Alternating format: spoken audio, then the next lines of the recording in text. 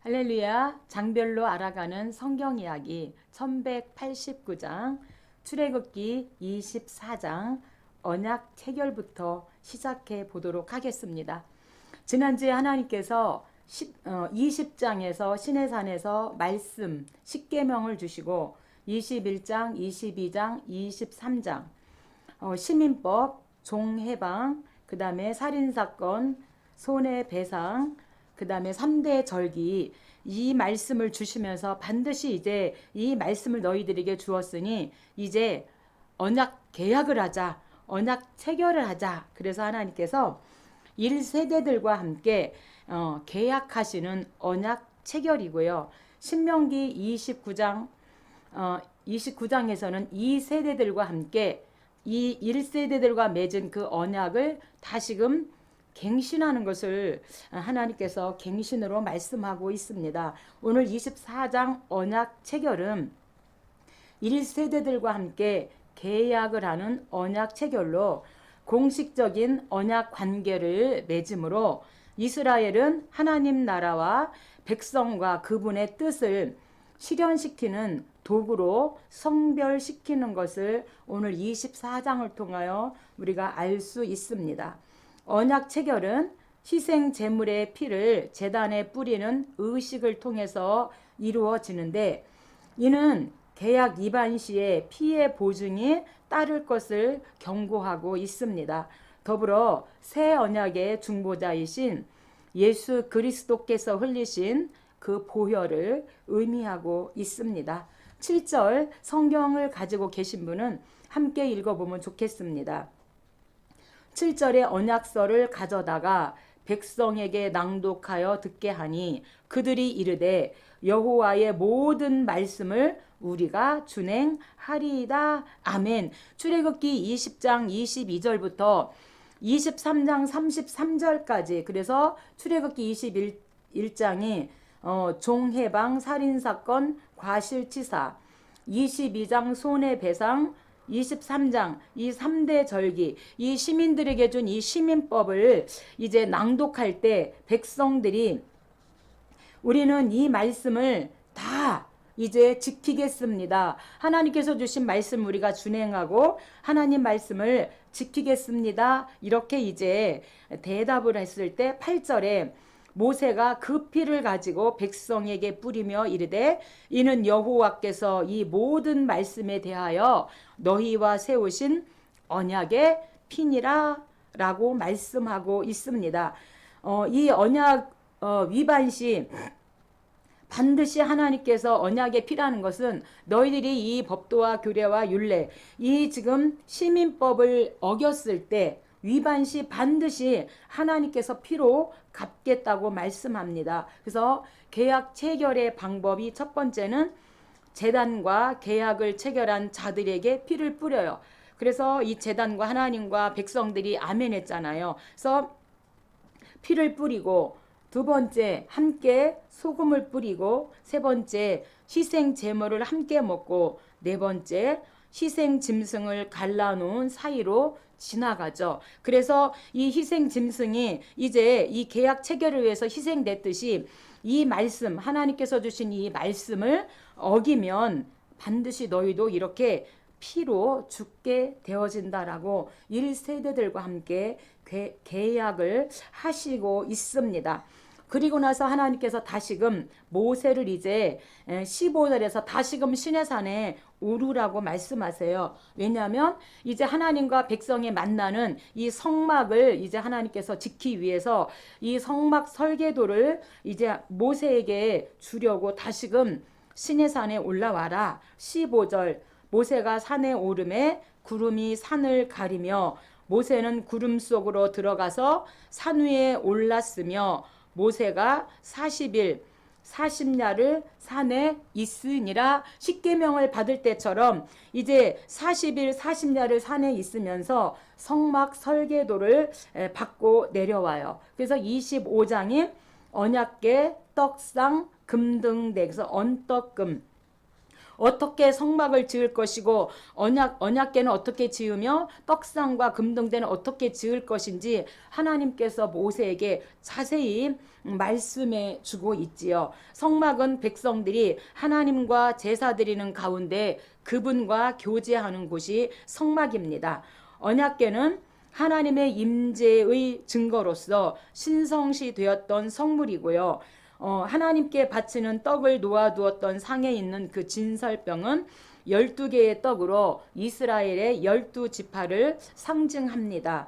등잔대는 어두운 세상을 밝히는 생명의 빛 대신 예수 그리스도를 연상시키는 언약궤, 떡상, 금등대를 이렇게 만들고 이제 이 성막에서 만나자 하나님께서 이렇게 말씀합니다. 9절에 물은 내가 내게 보이는 모양대로 장막을 짓고 기구들도 그 모양을 따라 지을지니라. 그래서 하나님께서 모세에게 그 성막의 모든 모형을 보여주시고 보여주신 대로 이제 그 기구와 장막들을 그 모양 따라 지으라고 말씀해요. 그러니까 그 말씀하신 대로 10절에 조각목으로 궤를 짜되 길이는 2규빗 반, 너비는 1규빗 반, 높이는 1규빗 반이 되게 하고, 그래서 이제 하나님께서 보여주신 식양대로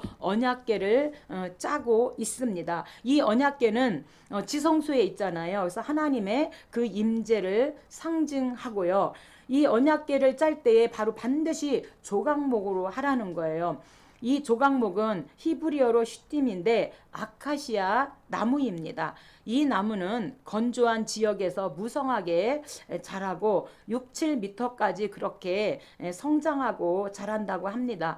그런데 이 조각목은 이 사막과 태양열에서 잘 견뎌요. 그래서 볼품이 없지만 태양열에서 잘 견디기 때문에 그 단단함으로 하나님께서 반드시 조각목으로 그렇게 쓰라고 하나님께서 말씀하고 있는 것은 끝까지 이런 사막과 태양열에서 견디는 것처럼 끝까지 하나님 앞에서 견디는 자를 하나님이 쓰신다는 그런 의미를 가지고 있습니다. 그래서 조각목 쓰듯이 하나님께서 저와 여러분을 귀하게 쓰려고 태양열에서 또는 사막에서 우리를 그렇게 훈련하시고 연단하시는 것을 우리가 전부 다 경험을 하게 되어지는데, 그런 가운데 나라는 것을 내려놓고 이제 점점 우리 안에 하나님으로 채워지게 되어지고 말씀과 기도와 찬송으로 예배로 그렇게 우리가 채워지면서 준비하게 될 때 하나님께서 우리를 쓰신다고 하는 것입니다.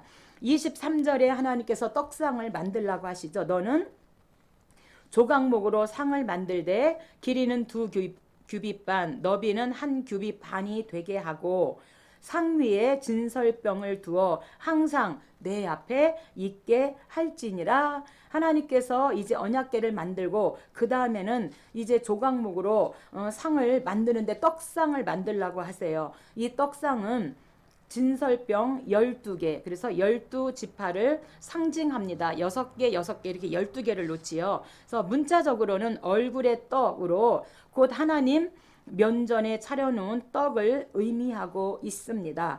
그래서 이 떡상은 우리가 초실절에 보리 추수하고 또 그다음에 곱하기 7주, 그래서 맥추절 이때 밀 추수를 하는데 이 곡식으로 떡을 만들어서 하나님 앞에 올려드리는 진설병입니다.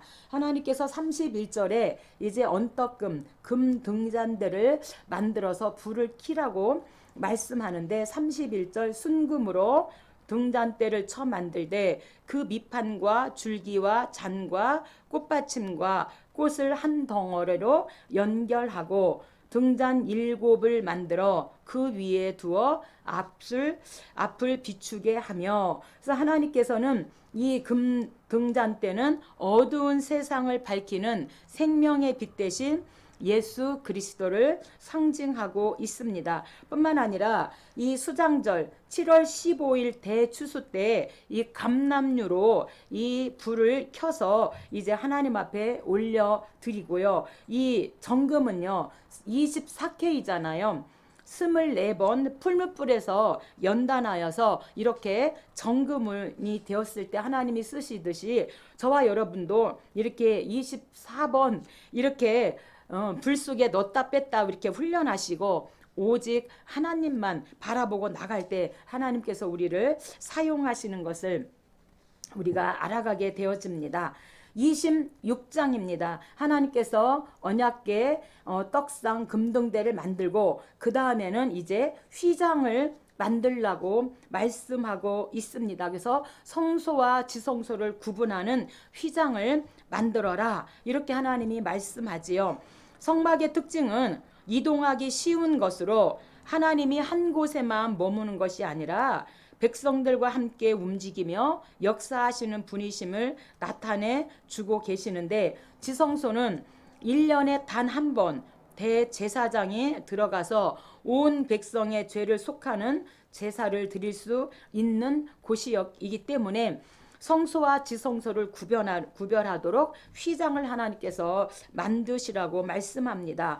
이제 그래서 우리가 1년 1차 대제사장만 들어갈 수 있는 이 지성소에 이제는 우리가 예수 그리스도를 믿는 자라면 누구든지 하나님 앞에 담대히 나아갈 수 있어요. 히브리서 10장에 이제 우리가 담대함을 얻어서 하나님 앞에 나아갈 수 있다고 말씀하고 있습니다. 33절에 그 휘장을 갈고리 아래에 늘어뜨린 후에 증거궤를 그 휘장 안에 들여놓으라.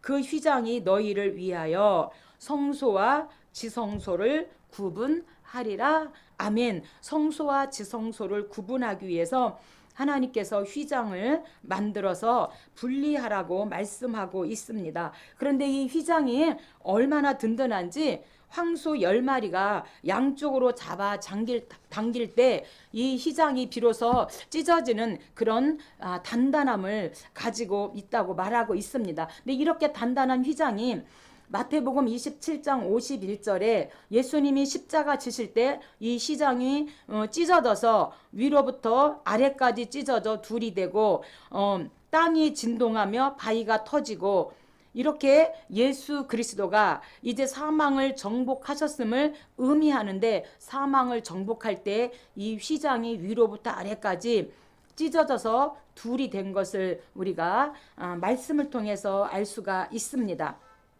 하나님께서 또 휘장을 만들라 말씀하시고 27장에서 이제는 번제단을 만들라고 말씀하고 있습니다. 이 번제단은 성막들에 설치될 제단과 성막들 그다음에 등불 기름에 관한 내용으로 번제단은 짐승을 잡아 하나님께 제사를 드리는 곳입니다. 여기서 희생되는 짐승은 대속의 죽음을 당하신 예수 그리스도를 상징하고 성막 안에 성소와 지성소에는 제사장과 대제사장만이 들어갈 수 있지만 성막들 이 번제단이 있는 성막들은 제사 드리러 온 이스라엘 백성이면 누구나 다 성막들은 들어갈 수 있다고 하나님께서 말씀하고 있습니다. 1절 너는 조각목으로 길이가 5규빗 너비가 5규빗의 제단을 만들되 네모 반듯하게 하며 높이는 3규빗으로 하고 이렇게 조각목으로 이제 번제단을 하나님께서 만들라고 말씀하고 있는데 이 번제단은 희생되는 짐승은 대속의 죽음을 당하신 예수 그리스도를 상징하고요.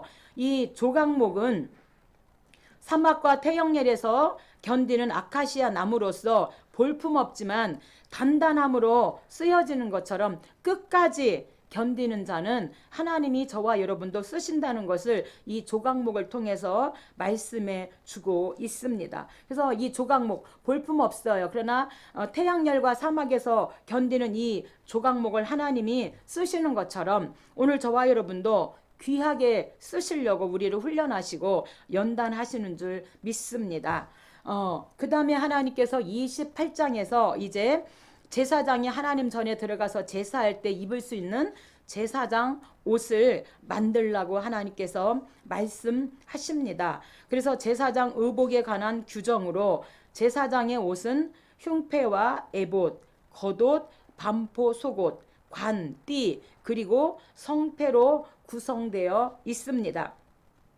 이 제사장 의복은 두 가지 의미를 알려주고 있는데, 첫째는 하나님께로부터 위임받은 제사장 직분의 거룩성과 위엄성을 말해주고 있고, 둘째는 이 권위를 부여해 주신 하나님께 대한 절대적 순종을 의미하고 있습니다. 그래서 우리가 이 제사장 옷을 만들어서 이제 제사장들에게 입히면서 하나님 앞에서 거룩해라, 그리고 절대적으로 하나님 앞에 순종할 것을 말씀하고 있습니다. 4절에 그들이 지을 옷은 이러하니 곧 흉패와 에봇, 겉옷과 반포 속옷과 관과 띠라. 그들이 내 형 아론과 그 아들들을 위하여 거룩한 옷을 지어 아론이 내게 제사장 직분을 행하게 하라. 이렇게 말씀하고 있습니다. 여기에서 에봇은 하나님께 물으러 갈 때 그 에봇을 입고, 하나님 어떻게 할까요? 이렇게 물으러 갈 때 그 에봇을 입습니다. 하나님께서 이제 제사장 옷을 이렇게 만들어 라고 말씀하시고, 29장에서 하나님께서 이제 제사장 위임식에 대해서 말씀하고 있습니다. 제사장 위임식은 이제 훗날 성막이 완성될 때에 거행되어져요. 그래서 레위기 8장에서 이제 제사장 위임식을 다시금 말씀하고 있습니다. 이 의식은 제사장들이 백성을 대표하여 기름 부음을 받고 하나님 앞에서 제사 직무를 담당하게 하기 위한 것입니다. 그래서 먼저 제사장 자신들이 성결해야 하므로 죄를 속하는 속죄제, 그 다음에 하나님께 대한 헌신과 감사, 그리고 충성을 맹세하는 번제, 화목제, 그 다음에 소제를 하나님 앞에 드려야 했습니다. 1절에 내가 그들에게 나를 섬길 제사장 직분을 위임하여 그들을 거룩하게 할 일은 이러하니 곧 어린 수소 하나와 흠 없는 순양 둘을 택하고.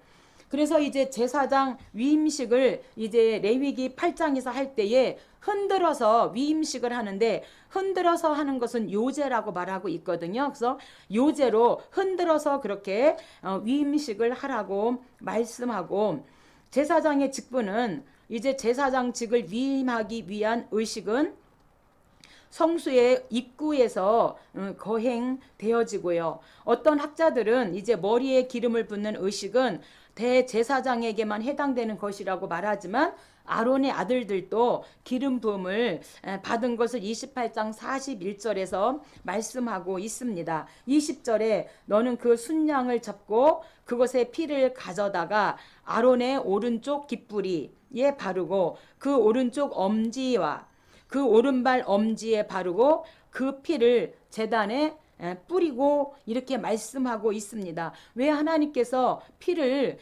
귀와 엄지와 엄지 발가락에 하나님께서 바르셨을까요?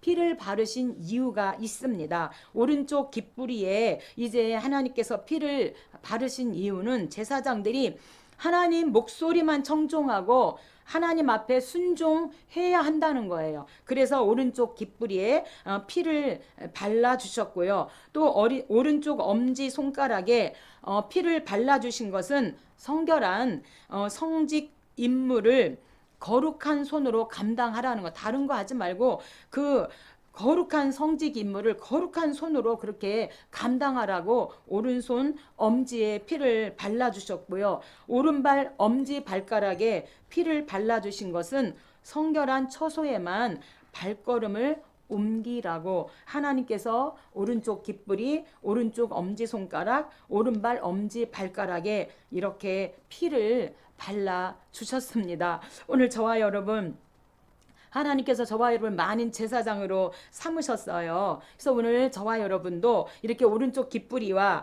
엄지 손가락, 엄지 발가락에 피를 발라주셨겠죠. 그래서 우리가 이제 오직 하나님 말씀만 순종하고 하나님 목소리를 우리가 따라가야 되고, 오직 하나님의 그 위한 성직에 우리가 거룩한 손으로 감당하고 거룩한 처소에만 다니시는 저와 여러분이 되었으면 좋겠습니다.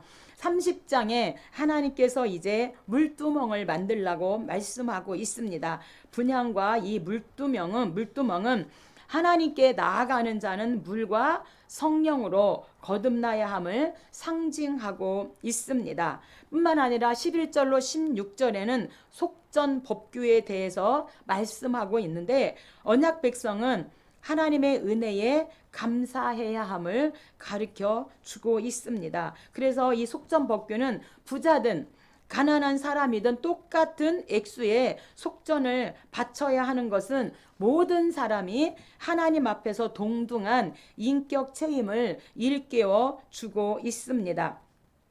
12절에 이제 회막 봉사에 쓰는 이 속전에 대해서 내가 이스라엘 자손이 수요를 조사할 때에 조사받은 각 사람은 그들을 계수할 때에 자기 생명의 속전을 여호와께 드릴지니 이는 그들을 계수할 때에 그들 중에 질병이 없게 하려 함이라. 아멘. 하나님께서 저와 여러분에게 오늘 본문에서 질병이 없게 하려고 반드시 부자든 가난한 사람이든 똑같은 액수로 속전세를 그렇게 하나님께 바치라고 말씀합니다. 13절 성소의 세겔로 반세겔을 낼지니 곧 20살 이상 된 자가 여호와께 드리되 너희의 생명을 대속하기 위하여 여호와께 드릴 때 부자라고 반세겔을 더 내지 말고 가난한 자라고 덜 내지 말고 너는 이스라엘 자손에게서 속전을 위치하여 회막 봉사에 쓰라. 이것이 여호와 앞에서 이스라엘 자손의 기념이 되어서 너희의 생명을 대속하리라. 이렇게 말씀하고 있습니다. 속전을 받기 위해서 속전세를 바친 것은 반드시 회막 봉사에 그 돈을 쓰라고 사용하라고 하나님께서 말씀해 주고 있습니다. 이제 물두멍에 대해서 말씀하고 있습니다. 18절이죠. 너는 물두멍을 노수로 만들고 그 받침도 노수로 만들어 쉽게 하되 그것을 회막과 제단 사이에 두고 그 속에 물을 담으라.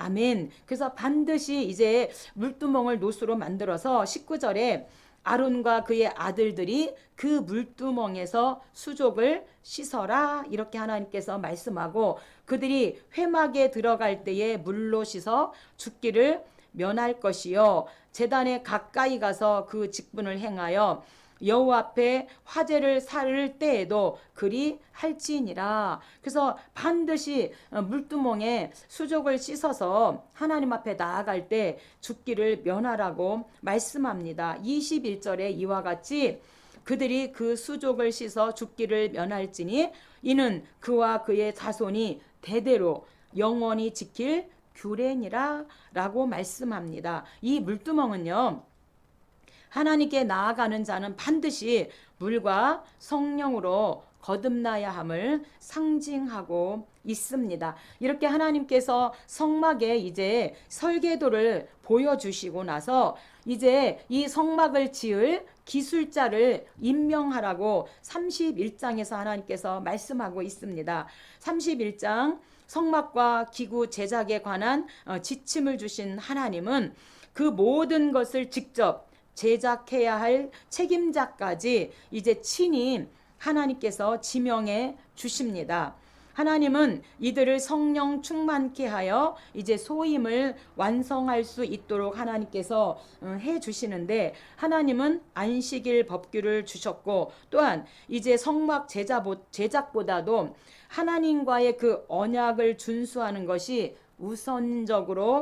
우선시해야 한다고 하는 것을 말씀해 주고 있습니다. 여호와께서 1절에 모세에게 말씀하여 이르시되 내가 유다 지파 훌의 손자여 우리의 아들인 부살레를 지명하여 부르고 하나님의 영을 그에게 충만하게 하여 지혜와 총명과 지식과 여러 가지 재주로 이렇게 하나님께서 먼저 이 훌의 손자인 부살렐과 그다음에 이 부살렐을 부르시고 그다음에 오홀리압을 부르시고 하나님께서 이들에게 먼저 하나님의 영으로 충만케 하시고 하나님의 지혜를 주셔서 이들로 하여금 이 성막 설계도에 잘 성막을 건축할 수 있도록 이렇게 하나님이 지혜를 주시는 것을 볼 수가 있는데 사사기에서도 보면 사사들을 기름 부으시고 하나님께서 기름 부으심과 동시에 그들에게 성령 충만을 주시죠. 다윗과 사울에게도 하나님께서 왕으로 세우시고 그들에게 지혜를 주시고 성령의 충만함을 주셔서 그 나라를 다스리고 치리할 수 있게 하시는 것처럼 하나님께서 기술자를 임명할 때에도 이들에게 하나님의 영으로 충만하게 하고 지혜와 총명과 지식과 여러 가지 재주를 그들에게 주시는 것을 오늘 우리가 모든 하나님 말씀을 통해서 알 수 있습니다. 4절에 정교한 일을 연구하여 금과 은과 노수로 만들게 하며 내가 또 단지파 아히사막의 아들 오홀리압을 세워 그와 함께 하며 지혜로운 마음이 있는 모든 자에게 내가 지혜를 주어 그들이 내가 내게 명령한 것을 다 만들게 할지니 이렇게 하나님께서 이제 직접 이렇게 그려서 모세에게 보여주시고 이제 그것을 또 이 기술자를 임명해서 그들에게 하나님의 영으로 충만하게 하고 지혜와 명철을 주셔서 이제 정말 부족함이 없이 이렇게 하나님의 성막을 제작할 수 있도록 하시는 것을 오늘 말씀을 통해서 알 수 있는데 오늘 부익부 빈익빈이죠. 그래서 지혜 있는 자에게 하나님은 지혜를 더 주시죠. 말씀이 능력이 있는 자에게 말씀을 더 주시고 이러는 것을 우리가 알 수 있어요. 그래서 오늘 저와 여러분이 이 말씀의 지팡이를 모세처럼 꼭 붙잡고 가면 언제나 그곳에 하나님이 함께 하시고 우리에게 지혜를 주시고 총명을 더 주실 줄 믿습니다. 그래서 우리가 이제 하나님이 정말 우리가 깨달아 알 때까지 우리가 뭐 어떻게 해야 돼? 준비해야 되죠. 우리가 준비할 때 하나님께서 그곳에 역사하시고 하나님의 영으로 충만케 해서 하나님이 우리를 쓰십니다. 32장입니다. 32장 돌판 파괴입니다. 이제 이 돌판 파괴는 이스라엘 백성들이 십계명을 범죄한 것을 오늘 이 32장을 통해서 알 수가 있습니다. 이제 하나님께서 너는 빨리 내려가 봐라 이렇게 지금 말씀하고 있지요. 그래서 하나님께서 이제 모세에게 너는 빨리 내려가라고 하죠. 그래서 이 하나님께서 내려가라고 하니까 모세가 이제 내려와 봤더니 이 백성들이 뭐예요? 난리가 난 거예요. 금송아지를 만들어 놓고 뭐 정말 이들이 하나님 앞에 범죄하는 이런 모습을 이제 보게 되어져요. 1절에 백성이 모세가 산에서 내려옴이 더딤을 보고 모여 백성이 아론에게 이르러 일어나라 우리를 위하여 우리를 인도할 신을 만들라. 이 모세 곧 우리를 애굽 땅에서 인도하여 낸 사람은 어찌 되었는지 알지 못함이니라. 이제 성막 설계도를 받기 위해서 40일 동안 지금 모세가 내려오지 않자 이스라엘 백성들은 너무나 지금 이제 불안한 거예요. 이들이 막 홍해를 가르는 엄청난 하나님의 놀라운 사건을 경험했고 애굽에서 10가지 재앙을 통해서 하나님이 정말 신 중에 신이고 전능하신 하나님이라는 것을 이들이 경험했고 또 15장에서는 마라의 쓴물이 막 달게 변하는 이런 것을 경험했고 17장에서 암말렉과의 전쟁에서 이기는 이런 엄청난 경험을 했음에도 불구하고 모세가 40일 동안 또 내려오지 않으니까 이들이 너무도 불안해서 우리를 구원할 우리를 인도할 신을 만들라고 아론에게 보채게 되어지죠. 그러니까 2절에 아론이 그들에게 금고리를 빼어 내게로 가져와라. 이들이 출애굽할 때 애굽 백성들에게 구하죠. 너희들이 필요한 것을 구해. 그래서 이들이 이제 출애굽할 때 이스라엘 백성들이 애굽 사람들에게 우리에게 금을 달라. 그래서 이들이 어떤 금 뭐 이런 보석 이런 것을 다 받아가지고 왔어요. 그러니까 아론이 이 백성들에게 너희들의 그 금고리 빼어서 내게로 가져와. 그래서 이제 이 아론이 그들의 손에서 금고리를 받아서 그것을 다 부어서 녹여가지고 조각칼로 새겨 송아지 형상을 만들게 되고요. 또 이 송아지 형상에게 이제 그들이 말하되 이스라엘아 이는 너희를 애굽 땅에서 인도하여 낸 너희의 신이로다. 그 금송아지 형상에게 이제 너희를 인도할 신이라고 이렇게 말하고 이제 아론이 그 앞에 제단을 쌓고 그 금송아지 앞에 제단을 쌓고 이에 아론이 공포하여 이르되 내일은 여호와의 절일이다. 이렇게 지금 공포하고 있어요. 여기에서 여호와의 절일은 무슨 뜻이냐면 아론은 자기 행동의 우상 숭배의 결과를 초래했다는 그런 사실을 인식했음이 분명하고, 그래서 그 행사를 여호와와 연결시킴으로써 이스라엘 백성들이 여호와께로부터 완전히 돌아서는 것을 재빨리 방지하고 있어요. 그래서 이들이 이제 이 금송아지 앞에서 이 절기를 지키는데 이루 말할 수 없는 어떤 그런 행동들로 이들이 춤을 추면서 막 우상 숭배를 하고 있는 것이죠. 그러니까 하나님께서 너는 빨리 내려가라. 그래서 이제 모세가 이제 그 십계명을 가지고 내려오는데 이 백성들은 십계명 안에 어떤 말씀이 새겨졌는지 지금 이들은 아니구나. 이들이 지금 십계명을 지금 뭐 한 거예요? 어긴 거잖아요. 우리가 출애굽기 20장에 나 외에 다른 신들을 섬기지 말라. 너를 위하여 새긴 우상을 만들지 말고 그것들에게 절하지 말고 여호와의 이름을 망령되이 부르지 말라. 1계명, 2계명, 3계명을 이들이 지금 뭐 한 거예요? 어긴 거예요. 그래서 7절에 보니까 여호와께서 모세에게 이르시되 너는 내려가라. 내가 애굽 땅에서 인도하여 낸 내 백성이 부패하였더라. 그때 15절에 모세가 돌이켜 산에서 내려올 때 그 증거판 십계명의 말씀이 그의 손에 있습니다. 그래서 지금 현재 이 증거판에 있는 이 세 개의 계명을 이 백성들은 잘 모르기 때문에 뭐 한 거예요? 모세가 그 돌판을 그냥 던져서 깨트리는 것을 알 수가 있습니다. 하나님, 이 계약은 무효입니다. 왜? 지금 이 백성들은 아직 모르기 때문에 하나님, 이 나 외에 다른 신을 섬기지 말라. 여호와 이름 망령되 일컫지 말라. 어떤 형상인데 그 우상에게 절하지 말라. 하나님, 이거 무효해요. 라고 하는 의미로 모세가 그 십계명 돌판을 깨트렸다고 하는 거예요. 근데 16절에 그 판은 하나님이 만드신 것이요. 글자, 십계명의 글자는 하나님이 쓰셔서 판에 새기신 것이더라.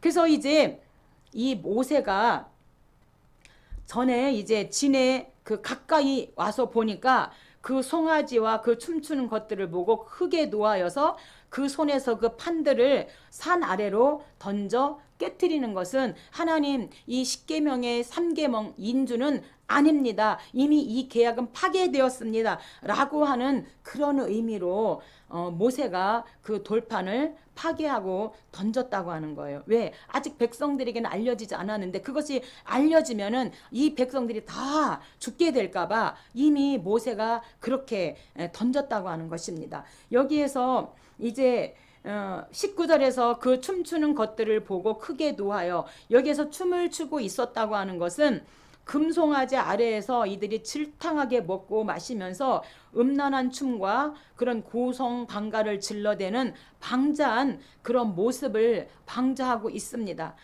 묘사하고 있습니다. 모세가 이런 광경을 보고 하나님이 보셨어요. 어떨까요? 하나님 아버지의 마음이 어떨까요? 정말 이스라엘 백성들을 애굽에서 430년 동안 잘 그들을 어머니 모태처럼 그렇게 그들을 보호하고 이제 또 하나님 나라를 만들기 위해서 200에서 300만이 되도록 기다리셔서 400년이 된 후에 그들을 끄집어 내셔서 이제 가나안 땅에 그들을 보내시고 하나님 나라 백성으로 이제 하나님의 위상을 높이려고 하는데 이 백성들이 그새를 못 참고 벌써 또 이들이 범죄하고 금송아지를 만들고 그 앞에서 이들이 음란한 행위를 하면서 우상 숭배하는 그 모습을 봤을 때 모세도 분노했지만 우리 하나님의 분노는 이루 말할 수 없을 것입니다. 돌판을 파괴했는데 모세가 혼나지 않은 이유는 거룩한 분노의 표현이고 하나님께 받은 그 언약 1계명에서 3계명이 취소되었다는 선언의 표시로 이제 모세가 그 돌판을 던졌다고 하는 사실입니다. 25절에 모세가 본즉 백성이 방자하니 이는 아론이 그들을 방자하게 하여 원수에게 조롱거리가 되게 하였음이라. 참 얼마나 기가 막힐 그 40일 동안 없었다고 이 백성이 그새를 못 참고 방자하게 그 사이에 벌써 또 우상을 만들고 그 금송아지 앞에서 뛰어노는 이런 모습을 여러분 어떻게 생각합니까? 여기서 금송아지는 물질이잖아요. 물질.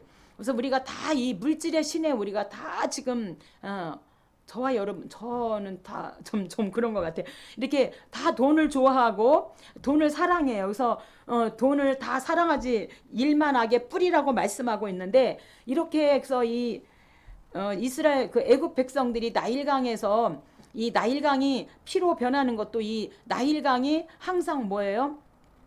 지중해와 이 나일강은 건기, 이 건기 때 전혀 없어요. 그래서 물질 풍요를 가져다 주는 거잖아요. 그래서 모든 사람들이 이 물질 풍요고, 바알과 아세라도 풍요의 신이잖아. 물질, 이런 풍요의 신을 말하고 있는데, 여기에서 이 금으로 금송아지를 만들었다는 것은 이 또한 물질 풍요를 이들이 의미하고 있습니다. 26절에 누구든지 여호와의 편에 있는 자는 내게로 나아오라 하매, 제일 먼저 그 12지파 중에서 레위 자손이 다 모세에게 가서 그에게 줄을 서는 겁니다. 레위 자손이 모세의 말대로 행하매 이날에 백성 중에 3,000명 가량이 죽임을 당하니라. 너희들 이제 하나님 편에 있는 사람 다 내게로 와. 그랬더니 제일 먼저 레위 지파가 하고 이제 계속 왔어요. 근데 오지 않은 사람들이 몇 명이었냐면 3,000명이었어요. 이 3,000명 가량이 하나님 편에 서지 않으므로 이 돌판, 이 파괴, 우상 숭배로 인해서 이곳에서 3,000명 가량이 죽임을 당하는 것을 오늘 말씀을 통해서 우리가 알 수 있습니다. 오늘 우리가 내 안에 있는 모든 우상들, 여러분 알게 모르게 내 안에 자식의 우상, 물질의 우상, 또는 뭐 등등 여러 가지 우리가 우상을 가지고 있습니다.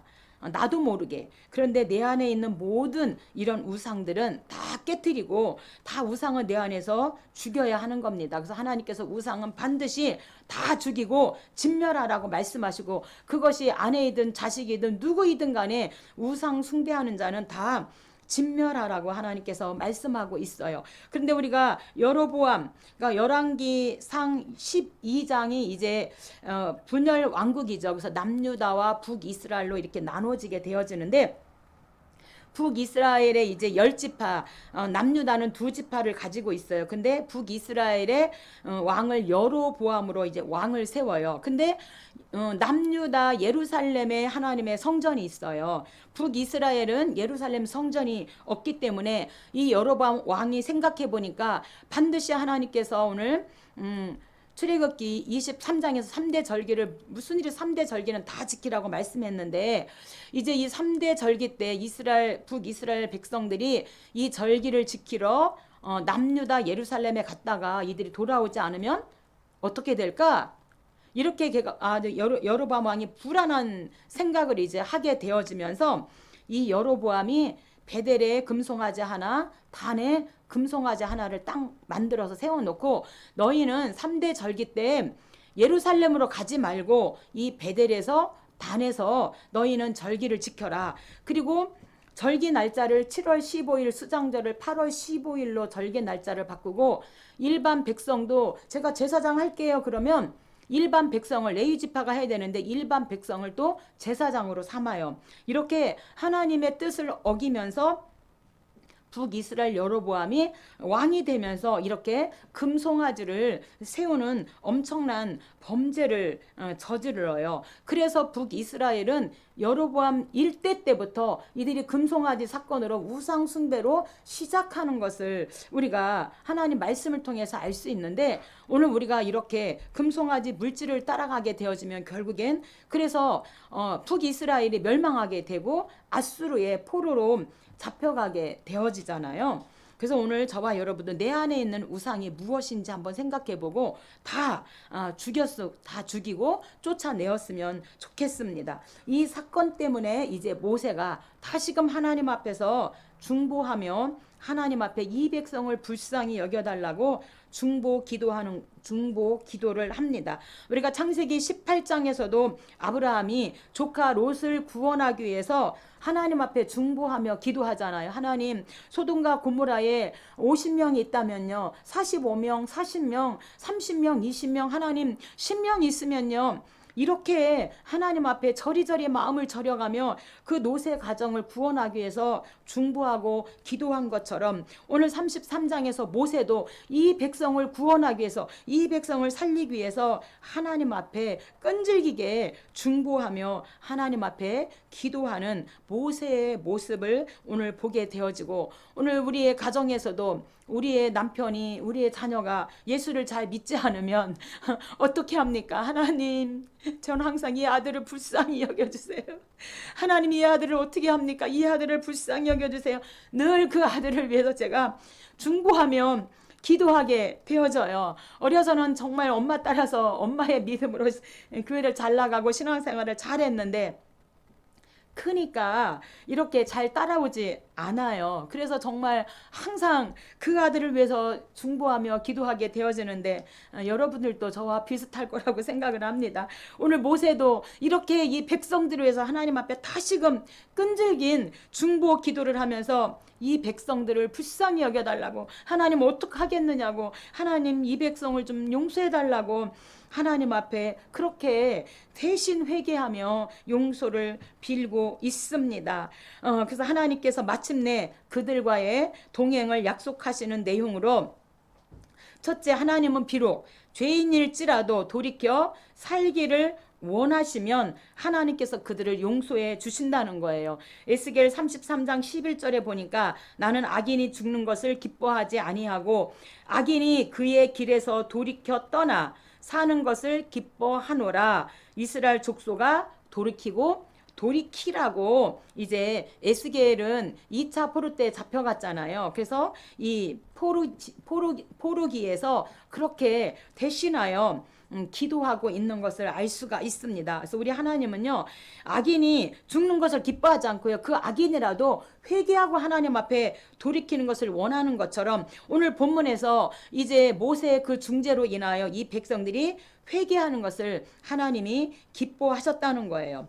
두 번째로 구원을 얻게 되는 것은 전적인 하나님의 은혜라고 하는 사실입니다. 로마서 3장 23절 24절에 보니까 모든 사람이 죄를 범하였으며 하나님의 영광에 이르지 못하더니 그런데 예수 그리스도 안에 있는 속량으로 말미암아 하나님의 은혜로 값없이 할렐루야 의롭다 하심을 얻게 되었다. 값없이 의롭게 되었다, 이렇게 말씀하고 있습니다. 그래서 오늘 저와 여러분이 정말 이 율법으로 우리가 치리를 받는다면 벌써 죽었어야 하고 날마다 짐승을 잡아서 그렇게 하나님 앞에 바쳐야 하는데 예수님의 그 속량으로 말미암아 값없이 하나님의 은혜로 우리가 의롭다함을 받게 됐습니다. 그 주님의 보혈을 찬양합니다.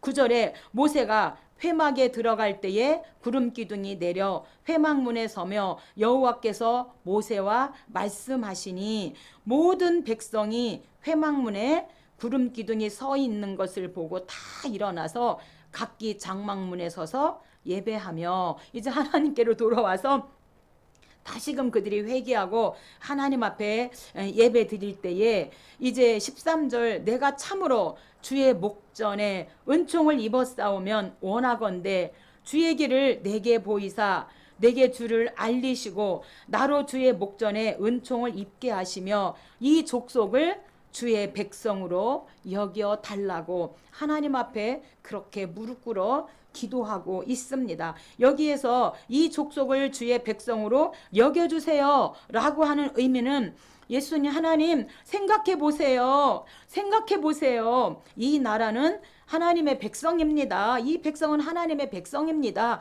라고 해석할 수 있답니다. 그래서 제발 이 백성, 하나님의 백성, 이 백성을 용서해 달라고 모세가 하나님 앞에 중보하며 기도하고 있어요. 그랬을 때 14절에 여호와께서 이르시되 내가 친히 가리라 내가 너를 쉬게 하리라 이것은 모세가 정말 중보하며 저리저리 하나님 쉬지도 못하고 이 백성 내가 대신해서 회개합니다. 알지 못하는 이 백성 용서해 주세요. 이렇게 하나님 앞에 기도했을 때 내가 너를 쉬게 하리라. 나와 주의 백성이 주의 목전에 은총 입은 줄을 무엇으로 알리까? 하나님께 이렇게 물어보게 되어지지요. 주께서 우리와 함께 행하심으로 나와 주의 백성을 천하 만민 중에 구별하심이 아니니까. 여호와께서 모세에게 이르시되 내가 말하는 이 일도 내가 하리니 내 목전에 은총을 입었고 내가 이름으로도 너를 알미니라. 모세가 이르되 원하건대 주의 영광을 내게 보이소서. 이래서 이제 모세의 중보 기도로 말미암아, 물론 모세 편에 하나님 편에 서지 않은 이 사람들, 반대편의 사람들이 3,000명이 죽는 그런 정말 그런 아픔은 있었지만, 그러나 오히려 이것 때문에 더 하나님을 향하여 이들의 믿음이 단단해지는 것을 우리가 알게 되어지고요. 어디에나 염소가 있어요. 양과 염소 중에서 양과 염소를 주님이 가리듯이 오늘 여기에서도 염소가 있어요. 그래서 그 3,000명이 하나님 앞에 서지 않으므로 죽게 되어지는 이런 모습을 보면서 모세가 얼마나 마음이 아파했을지, 얼마나 우리 하나님도 아프지만 이 모세가 정말 얼마나 그 마음이 아팠을지 생각해 봅니다. 하나님께서 34장에서 다시금 모세에게 돌판 둘을 다시 만들어서 다시 올라와라. 다시 이 말씀 가지고 내가 다시 너희를 회복시켜 주겠다. 그래서 이제 다시금 34장에서 돌판 만들어 가지고 다시 올라오라고 두 번째 돌판을 하나님께서 모세에게 허락해 주시는 사건입니다. 하나님은 모세에게 돌판을 다시 만들라고 지시하심으로 언약 관계의 회복을 인준하십니다. 그리고 하나님은 이스라엘이 다른 신을 섬겨서는 안 되고 자신의 이제 하나님의 그 법규 말씀을 반드시 준수해야 한다고 명령하십니다. 새로운 십계명 두 돌판을 이제 받아서 내려온 이 모세의 얼굴에 막 해같이 빛나면서 광채가 나는데, 이 해같이 빛나면서 광채가 나는 것은 장차 하나님 나라에서 성도들의 그 영광을 예시해 주는 것을 우리가 알 수 있습니다. 1절에 여호와께서 모세에게 이르시되 너는 돌판 둘을 처음 것과 같이 다듬어 만들라. 내가 깨트린 처음 판에 있는 말을 내가 그 판에 쓰리니. 하나님께서 다시금 돌판 두 개에다가 다시금 그 십계명을 써서 모세에게 두 번째 이제 돌판 십계명을 주십니다. 4절에 모세가 돌판 둘을 처음 것과 같이 깎아 만들고 아침에 일찍이 일어나 그 두 돌판을 손에 들고 여호와의 명령대로 시내산에 올라가니. 그래서 이제 이 다시금 십계명 말씀을 주셨다는 것은 언약 관계의 회복을 인준하는 사건으로, 내가 다시금 너희들을 이제 용서하고 내가 하나님의 나라 백성으로 이제 내가 다시금 세운다는, 그렇게 인준하고 있는 것입니다. 28절에 모세가 여호와와 함께 40일 40야를 거기 있으면서 떡도 먹지 아니하였고 물도 마시지 아니하였음에 여호와께서 언약의 말씀을 그 십계명을 그 판들에 기록하셨더라. 아멘. 그래서 두 번째 이 돌판에 하나님께서 십계명을 기록하여 주시면서 다시금 회복의 그 인준을 허락하십니다. 29절에 모세가 그 증거의 두 판을 모세의 손에 들고 시내산에서 내려오니 그 산에서 내려올 때에 모세는 자기가 여호와와 말하였으므로 말미암아 얼굴 피부에 광채가 남을 보고 그에게 가까이 하기를 두려워하더니, 하나님과 대화함으로 모세의 얼굴이 막 광채가 나고 해같이 빛나게 되어집니다. 아론과 온 이스라엘 자손이 모세를 볼 때에 모세의 얼굴 피부에 광채가 남을 보고 그에게 가까이 하기를 두려워하더니. 그래서 모세의 얼굴에 이렇게 광채가 난 것은 장차 하나님 나라에서 성도들의 그 영광을 예시해주고 있습니다. 그래서 흰옷 입은 무리들이 이제 하나님을 향하여 막 거룩하다, 거룩하다, 거룩하다 할 때 정말 이렇게 해같이 빛나지 않을까요? 그래서 오늘 저와 여러분도 은혜로 살면은요, 얼굴에 광채가 나요. 할렐루야. 그래서 우리도 모세처럼 주여 우리의 얼굴에도 광채가 나게 하여 주시옵소서. 하나님 나라의 해같이 빛나게 하여 주옵소서. 이렇게 우리가 기도의 제목을 삼으면 좋을 것 같습니다.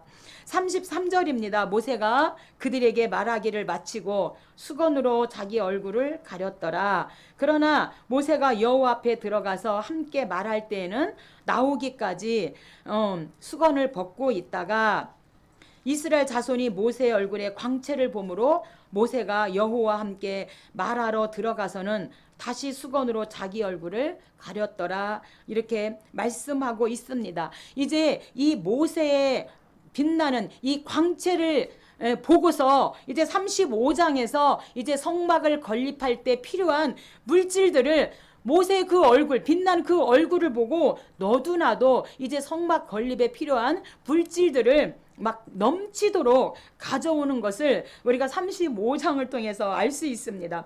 본문은 성막 제작에 쓰일 재료와 필요한 일꾼들을 모으는 내용으로서 이 과정에서 백성들이 자원하여 헌물한 결과 재료가 쓰고도 남을 정도라는 이제 그 사실은 하나님께서 정말 우리들에게 시사하는 바가 큰데, 하나님이 받으시는 예물은 물질보다도 자원하는 심령이라고 말씀하고 있습니다. 그래서 자원해서 이들이 막 모세의 그 빛나는 얼굴을 보고 자원해서 막 너나 할 것 없이 가져오는 거, 막 목걸이 빼고 막 반지 빼서 하나님, 이 하나님 성막을 건립하는데 이게 힘이 됐으면 좋겠습니다. 막 너도 나도 가져오게 되어지는 5절입니다. 너희의 소유 중에서 너희는 여호와께 드릴 것을 택하되 마음에 원하는 자는 누구든지 그것을 가져다가 여호와께 드릴지니 금과 은과 놋과 호마노, 에본, 흉패 물릴 보석, 이런 모든 것을 가져오되 자원해서 가져오라고 말씀하세요. 근데 이들이 출애굽할 때 너희들이 필요한 거 구해. 그래서 애굽 사람들이 구했던 보석들이 있어요. 이런 보석들을 이제 하나님의 성막을 쓰는데, 건립하는데 이들이 자원해서 넘치도록 그렇게 하나님께 드리는데, 저희도 과거에 많이 어떤 금반지, 뭐 애기 돌반지, 뭐 결혼 때 받은 이런 모든 것 드릴 게 없으니까 하나님은 너무 사랑해서 하나님께 뭔가 드리고 싶은데 드릴 게 없어요. 그래서 뭐 저희만 그런 게 아니라 그 시대는 거의 그랬던 것 같아요. 그래서 막 그런 막 결혼 예물 하나님께 빼서 드리고, 또 애기들 돌반지, 뭐 백일반지 그런 거 빼서 하나님께 드리고, 이렇게 그렇게 과거에 저희들이 신앙생활을 그렇게 마음을 들여서 자원하여 그렇게 하나님 앞에 했어요. 많은 사람들이 그렇게 했습니다. 21절에 마음이 감동된 모든 자와 자원하는 모든 자가 와서 회막을 짓기 위하여 그 속에서 쓸 모든 것을 위하여 거룩한 옷을 위하여 예물을 가져다가 여호와께 드렸으며, 근데 감동됐어요. 누구의 얼굴을 보고? 모세의 해같이 빛나는 그 얼굴을 보고 이들이 감동돼서 자원하는 마음으로 그렇게 회막, 성막 건립을 위해서 그렇게 하나님 앞에 자원하여 드렸다고 하는 거예요. 22절 말씀에도 마음에 원하는 남녀가 와서 팔찌와 귀고리와 가락지와 목걸이와 여러 가지 금품을 가져다가 사람마다 여호와께 금예물을 드렸으며, 다 이들이 마음에 감동돼서 자원해서 모든 남녀가 이렇게 하나님 앞에 가락지, 뭐 목걸이 다 빼서 하나님께 바치면서 가장 자기들이 사랑하는 금붙이잖아요. 가장 사랑하는 그런 금붙이를, 폐물을 믿음으로 하나님께 드렸어요.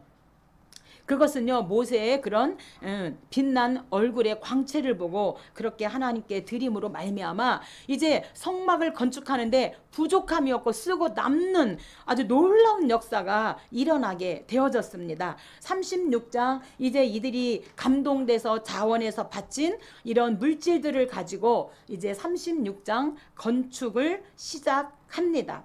모세가 부살렐과 오홀리압을 불러 책임자로 세우고 필요한 일꾼들을 불러 성막 건축을 시작하는 36장 건축 시작입니다. 그들이 제일 먼저 제작한 것은 성막을 덮는 천막, 그리고 그 뼈대를 이루는 널판, 띠, 휘장 이런 것들이었습니다. 하나님은 친히 사람들에게 지혜와 총명을 주시고 백성들의 자원한 예물이 충족하도록, 그렇게 넘치도록, 그래서 그렇게 성막을 건축할 수 있도록 하나님이 이들을 도우시었습니다. 2절에 모세가 부살렐과 오홀리압과 및 마음이 지혜로운 사람 곧 그 마음에 여호와께로부터 지혜를 얻고 와서 그 일을 하려고 마음에 원하는 모든 자를 부르매. 아멘. 그래서 우리가 과거에 성전을 건축할 때는 다 각자가 벽돌 한 장씩이라도 직접 올려라, 직접 쌓아라, 뭐 이렇게 목사님들이 말씀을 하셨잖아요. 그래서 이제 이스라엘 자손의 모든 성소의 모든 것을 만들기 위해서 가져온 그 예물을 이제 모세에게서 받아가지고 이제 하나님께 이제 이 성막을 건축하게 되어지는데, 백성들이 아침마다 자원하여 예물을 이제 가져오는 거예요. 너무나 넘쳐가지고 이제 5절에 모세가 말하여 이르되 백성이 너무 많이 가져오므로 여호와께서 명하신 일에 쓰기에 남음이 있나이다. 모세가 명령을 내려요.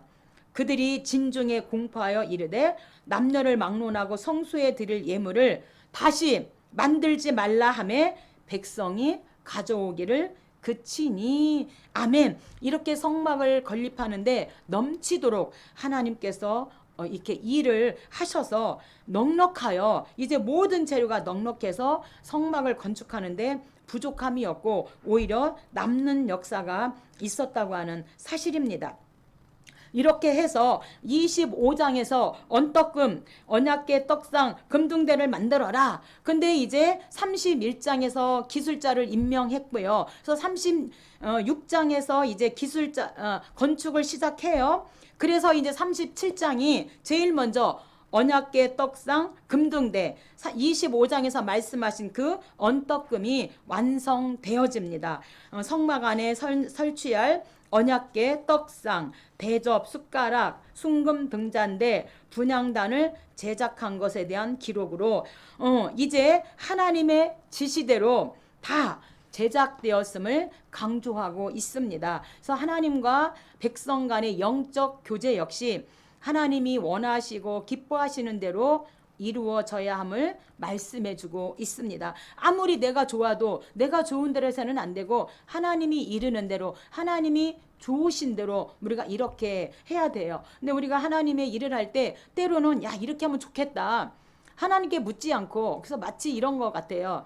감기에 우리가 걸렸을 때 이비인후과를 가야 될지 아니면 내과에 가야 할지, 뭐 우리가 또 어떤 찢어졌을 때 정형외과에 가야 될지 이런 게 있잖아요. 근데 내가 예를 들어서 뭐 넘어져서 찢어졌어 그러면은 정형외과를 가야 되는데 뭐 이비인후과를 간다든가, 그러니까 하나님께 묻고 하나님 어떻게 할까요? 하나님 마음에 흡족하게 해야 되는데 야 이렇게 하면 좋겠다 해서 우리의 마음대로 할 때가 있다는 거예요. 하나님의 일을.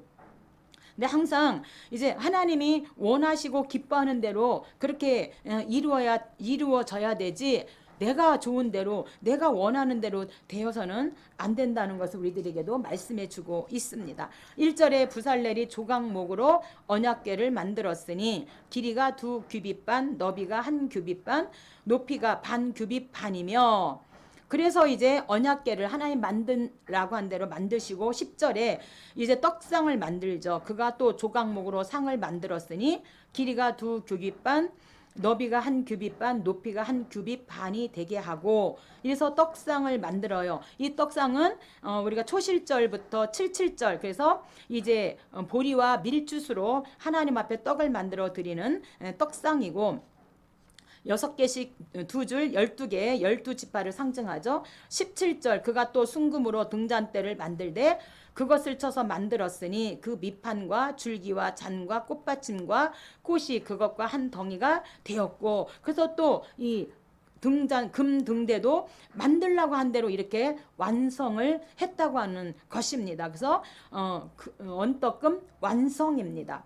여기에서 언약궤는요 하나님의 말씀 법궤를 의미하고 있고요. 진설병은 떡 12개 12지파를 상징하고 금등대는 예수 그리스도를 상징하고 있습니다. 그래서 이 금등대는 불을 뭘로 켜는가? 수장절 때 그 추수 때 감람류로 기름을 짜서 그렇게 불을 밝히는, 세상의 빛을 밝히는 예수 그리스도를 의미하고 있습니다.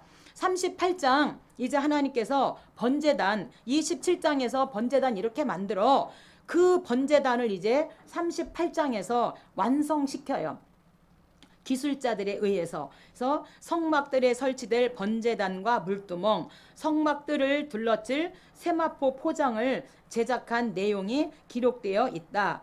그래서 이제 성막 제작에 대해서만 아니라 물자 관리도 매우 철저하게 감독되었음을 말씀하고 있습니다. 1절에 조각목으로 번제단을 만들었으니 번제단 완성. 그래서 이제 번제단이 완성되어지고 언약궤 떡상 금등대가 완성되어지고 39장입니다. 제사장 옷 완성입니다. 28장에서 제사장 옷을 이렇게 만들어 라고 말씀하신 그대로 이제 제사장 옷이 완성되어집니다. 28장 제사장 옷을 근거로 한 제사장 의복 제작에 대한 설명과 회막의 모든 역사를 준공한 것에 대한 설명으로 이제 남은 일은 모든 것이 과연 하나님의 지시대로 완성되었는지를 확인하고 이제 봉헌식을 올려 드리는 것이죠. 그래서 모세는 부살렐과 오홀리압을 중심으로 해서 모든 역사가 이제 여호와의 명하신 대로 다 된 것을 확인하고 이들을 이제 축복합니다. 1절에 그들은 여호와께서 모세에게 명령하신 대로 청색, 자색, 홍색 실로 섬길 때 입을 정교한 옷을 만들고 또 아론을 위해 거룩한 옷을 만들었더라. 이스라엘 자손이 이와 같이 성막 곧 회막의 모든 역사를 마치되 여호와께서 모세에게 명령하신 대로 다 행하고, 여기서 다 행했다는 것은 완성했다. 하나님이 그려주신 대로 말씀하신 대로 이제 이 성막이 다 완성되어졌다라고 말씀합니다. 마지막 40장입니다. 하나님이 말씀하신 대로 이제 완성되었기 때문에 봉헌식을 하는 봉헌 영광입니다. 오늘 40장에서는 하나님이 지시한 대로 다 행하였다는 말이 7번 나옵니다.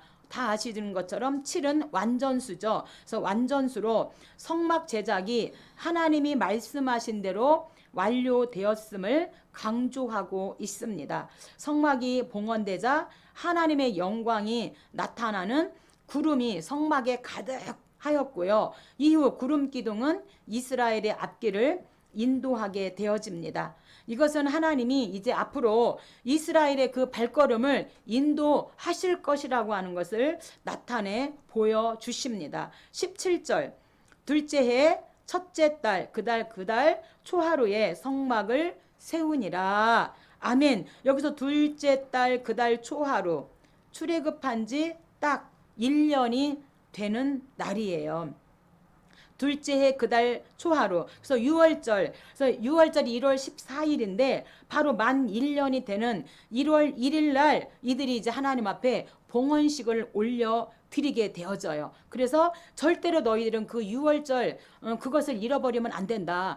출애굽한 그 사건을 잃어버려서는 안 된다. 하나님의 그 구원의 역사, 애굽에는 죽음이 임하고 이스라엘은 죽음이 임하지 않은 그 하나님의 구원 역사를 기억하도록 1월 1일 그래서 그달 초하루에 성막을 세우고 봉헌 예식을 하나님 앞에 올려드리게 되어지는 정말 1년의 우리가 과정을 이제 출애굽기를 통해서 우리가 공부했습니다. 하나님께서 이제 고센 땅에 있는 이제 430년 4대가 되었을 때 그들의 부르짖음을 들으시고 하나님께서 이제 모세를 지도자로 세워서 이스라엘 백성들을 이제 출애굽시켜서 광야에, 그다음에 시내산에 도착했을 때 3개월이 됐을 때 시내산에 도착하고 이들이 이제 말씀을 받고 그다음에 성막 설계도를 통하여 성막을 설계하고 하나님 앞에 이제 봉헌식을 올려드리기까지 1년이라는 광야에서 이 시간을 이들이 드리면서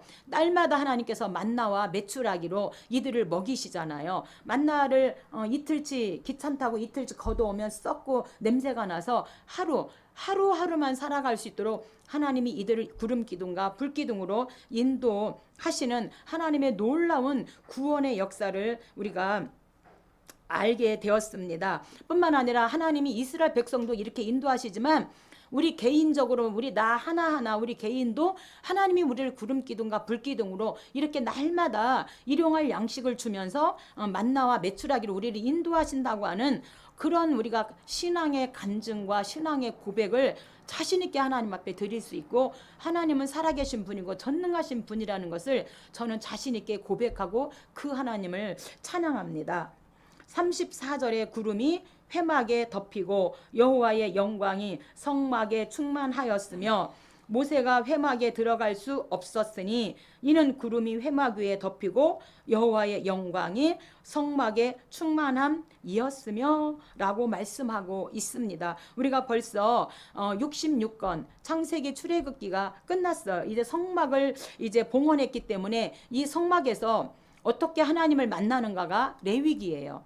창세기 출애굽기 다음부터 레위기를 할 텐데 이제 이 성막을 지었어요. 이곳에서 우리가 어떻게 하나님을 만날 것이냐. 그래서 번제, 소제, 화목제, 속죄제, 속건제 5대 제사를 통해서 어떻게 우리가 하나님을 만나는지 우리가 다음 주에 레위기를 통해서 이제 완성된 이 성막에서 어떻게 하나님을 만나는지 우리가 한 번 더 다시 다음 주에 우리가 말씀을 통하여 은혜 받기를 원합니다. 감사합니다.